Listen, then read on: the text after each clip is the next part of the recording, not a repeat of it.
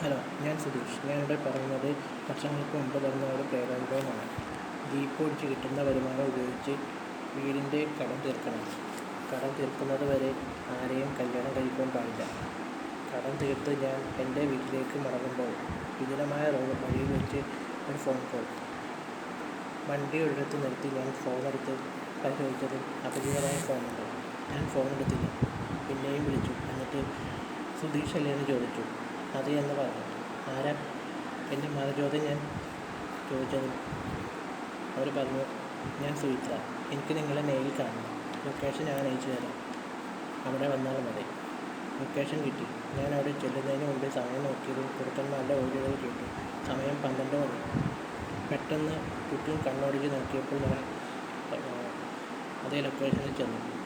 റോഡിനരികത്ത് ഒരു സ്ത്രീ നിൽക്കുന്നത് കണ്ടു. ഞാൻ അവിടെ ചെന്നതും സുധീഷ് അല്ലേ എന്ന് ചോദിച്ചു.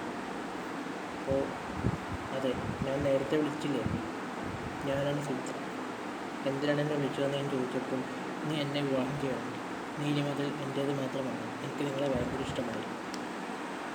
നാളെ ഇവിടെ വന്നാൽ മതി. ഞാൻ ഇവിടെ തന്നെ ഉണ്ടാവും. അവിടെ ഇടത്തോട്ട് തിരിഞ്ഞാൽ മൂന്നാമത്തെ കാണുന്ന വീടാണ് എൻ്റെ വീട്. നേരം വിളിച്ചു 8 മണിയായപ്പോൾ ഞാൻ അവിടെ ചെന്നു. ആ വീടിൻ്റെ വാതിലിൽ ചെന്ന് കോളിംഗ് ബെല്ലടിച്ചു. ഒരു വൃദ്ധയായ സ്ത്രീ എൻ്റെ അരികിൽ വന്ന് എന്നിട്ട് ആരാണെന്ന് ചോദിച്ചു.